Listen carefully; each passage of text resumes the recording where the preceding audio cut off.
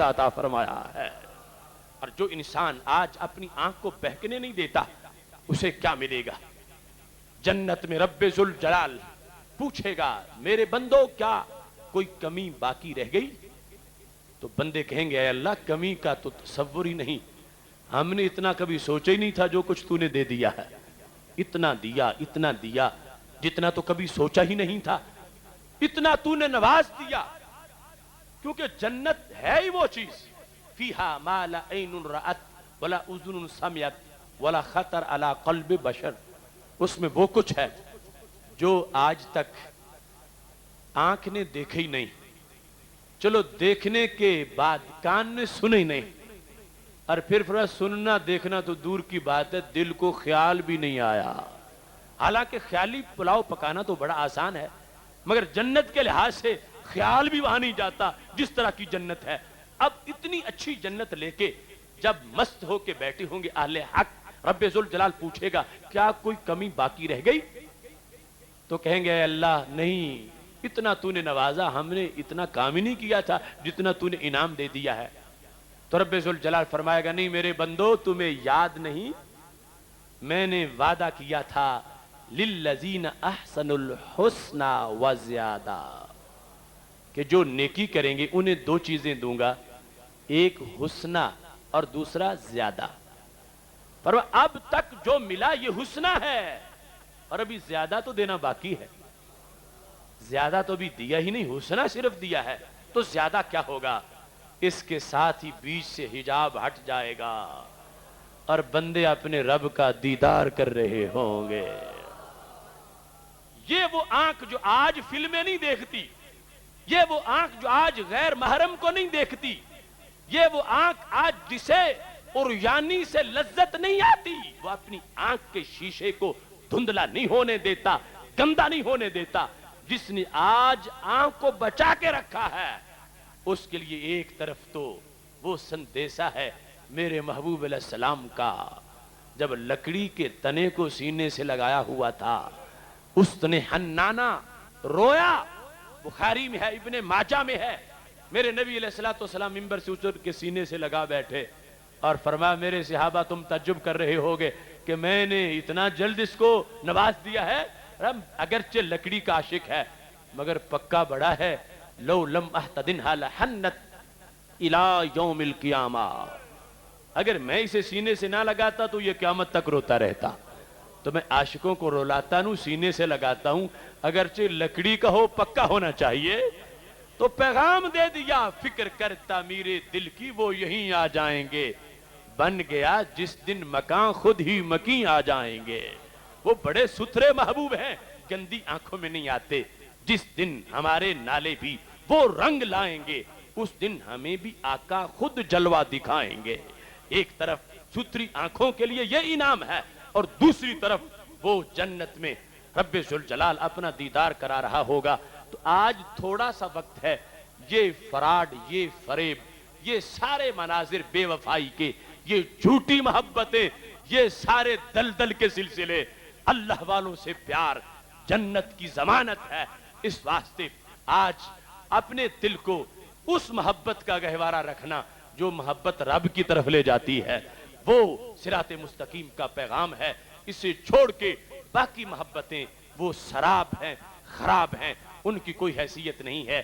آج ہمارے لیے یہ لازم ہے کہ جو ہمیں نام نہاد روشن خیال چکمہ دیتے ہیں، زہر پر وہ شہد لگا کے کھلانا چاہتے ہیں، ہم ان کی پالیسی ان کے منہ پہ ماریں، اس واسطے کہ سید عالم نور مجسم شفیع معظم صلی اللہ علیہ وسلم نے اس وقت فرمایا تھا جب حضرت سعد رضی اللہ تعالیٰ عنہ کی غیرت کا تذکرہ ہو رہا تھا، تو نبی علیہ السلام نے فرمایا تم میرے سعد کی غیرت کی بات کرتے ہو، انا اغیر منہ، میں سعد سے بڑا غیرت والا ہوں، واللہ اغیر منی، میرا رب مجھ سے بھی بڑا غیرت والا ہے۔ اب صحابہ کرام علیہم رضوان حیران رہ گئے کہ اللہ پر غیرت کا لفظ بول دیا گیا ہے، تو محبوب اللہ کی بھی غیرت ہوتی ہے، اللہ بھی غیرت کرتا ہے۔ ہم تو سمجھتے تھے کہ غیرت انسانی احساس ہے، کچھ رشتوں کی بنیاد پہ ہوتی ہے، تو آپ فرما رہے اللہ کی بھی غیرت ہے، تو وہ کیا ہوتی ہے؟ تو میرے نبی علیہ السلام نے فرمایا من اجل ذالک حرم الفواحش، اللہ کی غیرت یہ ہے کہ میرے بندوں میں فحاشی نہ ہو، یہ رب کی غیرت ہے۔ وہ کہتا ہے میری حدود کا احترام ہو، جتنی میں نے اجازت دی وہاں تک بندہ جائے، اس سے آگے مت جائے۔ جو کھانے کو کہا وہ کھائے، جو جہاں سے روکا وہاں سے رک جائے، یہ میری غیرت کا مسئلہ ہے۔ جو پینے کو کہا وہ پی لے، جہاں سے روکا رک جائے، یہ میری غیرت کا مسئلہ ہے۔ کیوں؟ فرمایا جس سے روکا ہے وہ شیطان پہ لانا چاہتا ہے اور اس سے پیچھے میں رکھنا چاہتا ہوں، تو میری غیرت کا مسئلہ ہے۔ بندہ میرا ہو تو شیطان کے کہنے کو کیوں مانے؟ جہاں تک دیکھنا میں نے جائز رکھا ہے وہ دیکھے، آگے میری غیرت کا مسئلہ ہے۔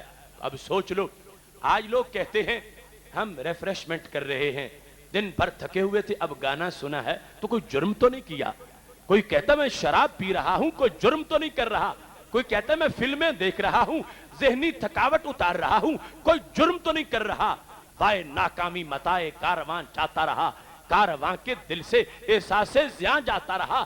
ارے اس سے بڑا جرم کیا ہوگا کہ بندہ ہو کہ رب کی غیرت کو چیلنج کر رہا ہو؟ یہ تو اللہ کی غیرت کا مسئلہ ہے، رب ذوالجلال کی غیرت کا مسئلہ ہے۔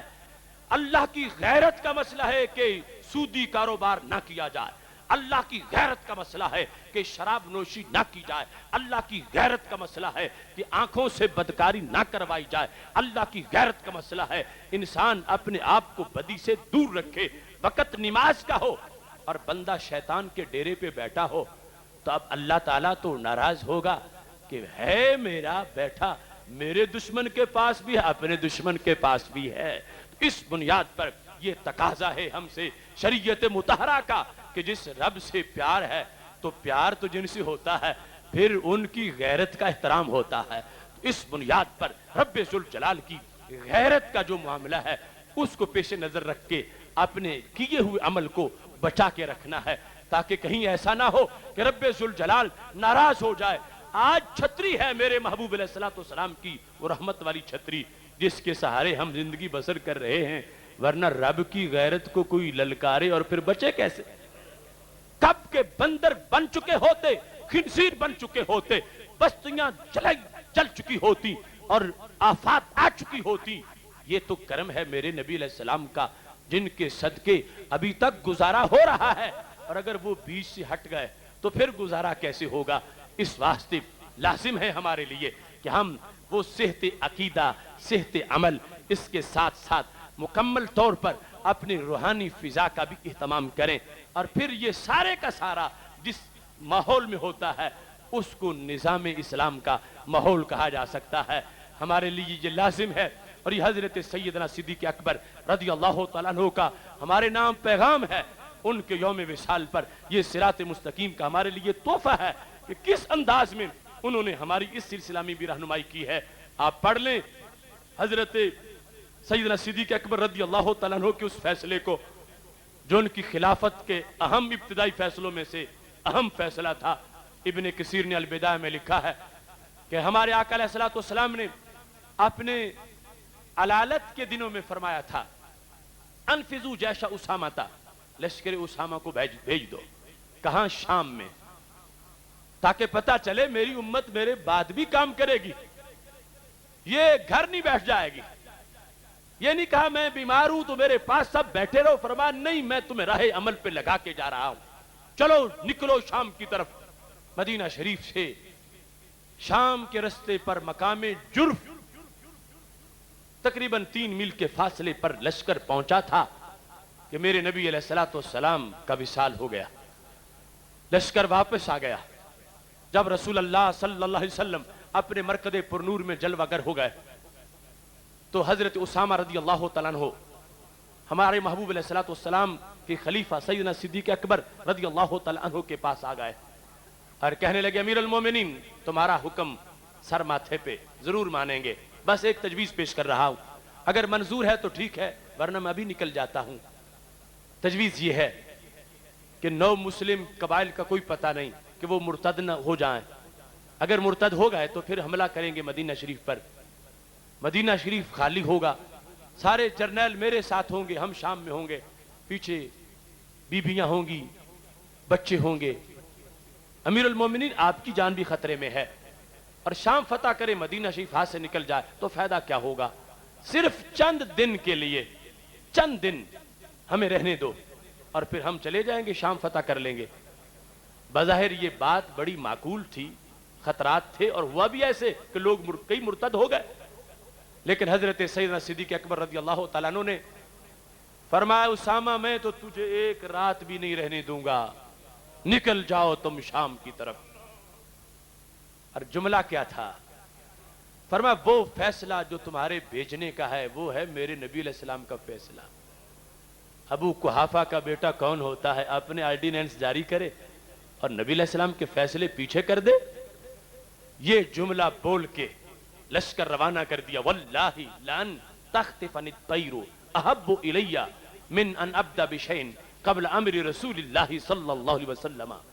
فرمایا خدا کی قسم چلے جاؤ تم مدینہ شریف سے، میں تنہا رہ جاؤں، باقی حملہ کر دیں، میری حفاظت کے لیے کوئی موجود نہ ہو، مجھے مدینہ شریف میں شہید کر دیا جائے، میرے کفن کا انتظام کوئی نہ کرے، مجھے دفن کرنے والا کوئی نہ ہو، میری میت پڑی ہو زمین پر، کوے میری بوٹیاں نوچ رہے ہوں، مجھے یہ تو منظور ہے، مگر نبی علیہ السلام کے دیے ہوئے فرمان کو ملتوی نہیں کر سکتا۔ اب دیکھو صرف ایک حکم تھا اور اسے سرد خانے میں ڈالنے کی بات نہیں، 4-5 دن کی بات تھی۔ فرمایا مجھ سے برداشت نہیں ہوتا کہ میں اجازت دے دوں تم یہاں بیٹھے رہو، فرمایا تم چلے جاؤ اور جو کچھ ہوا میں اس کو برداشت کروں گا۔ یہ وہ وجہ تھی جو ان کا نمبر پہلا تھا کہ رب ذوالجلال نے صلاحیتیں بھی پہلے نمبر کی عطا فرمائی تھی، اور جن کو صلاحیتیں پہلے نمبر کی دی تھیں ان پہ بوجھ بھی پہلے نمبر کا ڈالا تھا۔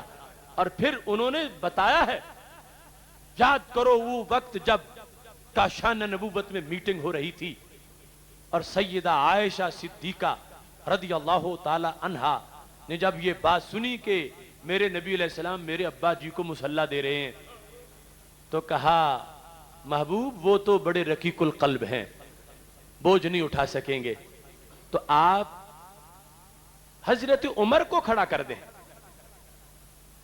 حضرت حفصہ رضی اللہ تعالی عنہ سے بھی کہلوایا تو ہمارے نبی علیہ السلام نے فرمایا انکن لانتن صواحب یوسف، تم ضد کر رہی ہو، چھوڑ دو ضد کو، تم حضرت یوسف علیہ السلام کے پاس بیٹھی عورتوں جیسی ضد کر رہی ہو۔ یا واللہ والمؤمنون، فرمایا میرا رب سوائے ابو بکر صدیق کے کسی کو مسلح دینے ہی نہیں دے رہا۔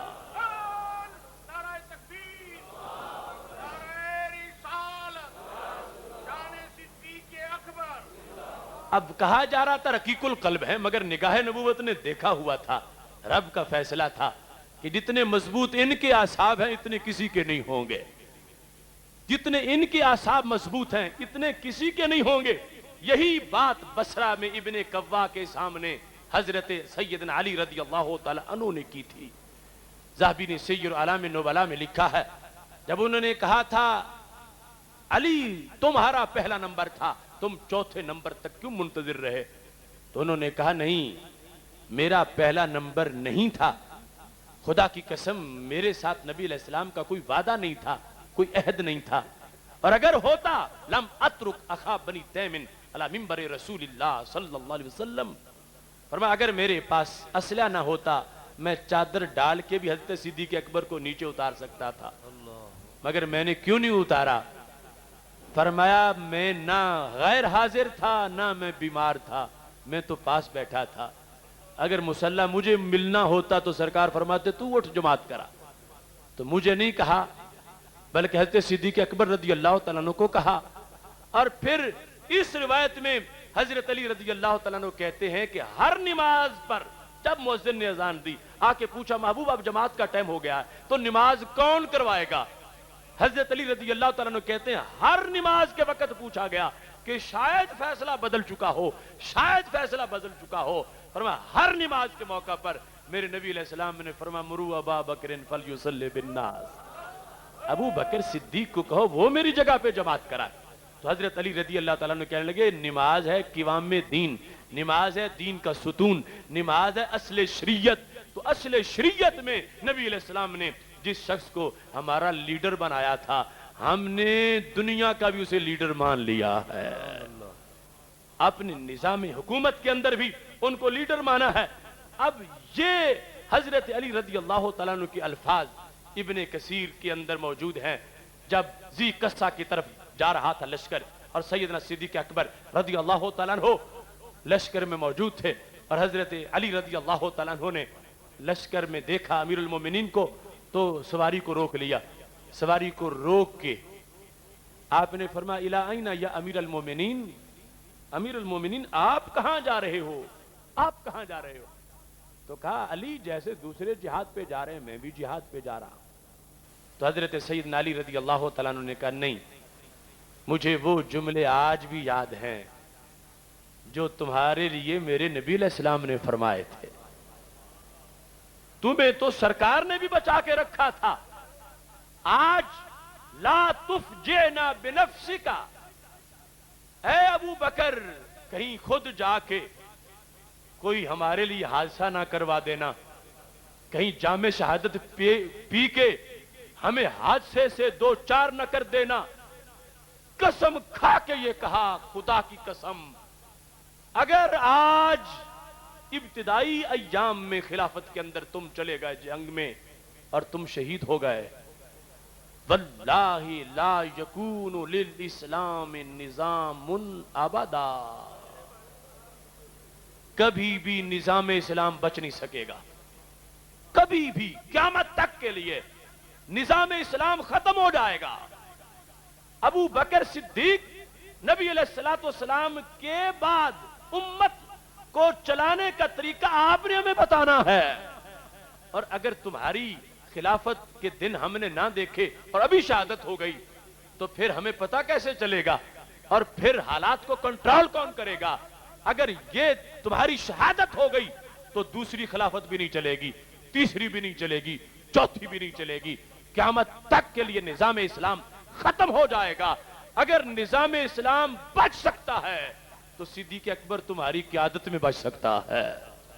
کہا جس امیر المومنین کے سپاہی علی جیسے ہوں اسے خود لڑنے کی کوئی ضرورت نہیں، تم گھر بیٹھو ہم جہاد کرتے رہیں گے۔ تو سیدنا علی رضی اللہ تعالیٰ عنہ نے یہ واضح کیا کہ ایک تو نظام کتنا ضروری ہے، اور پھر نظام کے قیام کے لیے حضرت صدیق اکبر کی ذات کتنی ضروری ہے۔ وہ صرف ان کو بلا فصل ہی نہیں مانتے، صرف ان کے قائل ہی نہیں بلکہ ان کا ہونا اتنا ضروری سمجھتے ہیں کہ اگر حضرت صدیق اکبر رضی اللہ تعالیٰ عنہ خلافت نبھا گئے تو قیامت تک کے لیے نظام اسلام بچ سکتا، اور اگر نہیں تو پھر کبھی بھی نہیں بچ سکے گا۔ اس بنیاد پر نظام کی ویلیو اور حضرت صدیق اکبر رضی اللہ تعالیٰ عنہ کی جو قیادت اور خلافت کے اندر آگے جو امور حضرت سیدنا علی رضی اللہ تعالیٰ عنہ جن کا اتمام چاہتے ہیں، ان تمام چیزوں کا سبق ہمیں اس مقام سے ملتا ہے۔ یہ آج حضرت سیدنا صدیق اکبر رضی اللہ تعالیٰ عنہ کے یوم وصال کے موقع پر ہمارا وہ سبق تھا جسے انہوں نے صراط مستقیم سے تعبیر کیا۔ اللہ کے فضل و کرم سے میرپور کی سرزمین پر اور عارف کھڑی شریف کے اس دیس میں ولیوں کا یہ پیغام سنایا جا رہا ہے۔ یہ وہی سندیسہ ہے جو بھکی شریف کے چشمہ فیض سے، یہ وہی پیغام ہے جو حضرت حافظ الحدیث جنید زمان، شیخ الحدیث اور شیخ المحدثین امام الاثر حضرت پیر سید محمد جلال الدین شاہ صاحب نقشبندی قادری رحمہ اللہ تعالیٰ کی تحریک کا حصہ ہے۔ اللہ تبارک و تعالی ہم سب کو اس سوز کو آگے پہنچانے کی توفیق عطا فرمائے۔ میں اسی پر اپنی بات ختم کر رہا ہوں۔ الہی پر اثر میری دعا کر، بجاہ مصطفیٰ خیر الورا کر، خدا بندہ دعا میری یہی ہے، میرے ممتاز غازی کو رہا کر، وآخر دعوایا ان الحمدللہ رب العالمین۔ ماشاءاللہ، سبحان اللہ۔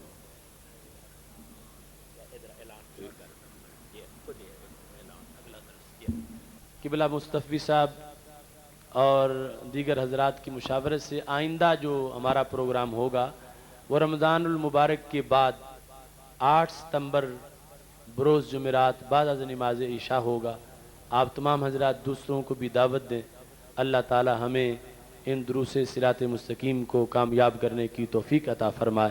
وآخر دعوانا الحمدللہ رب العالمین۔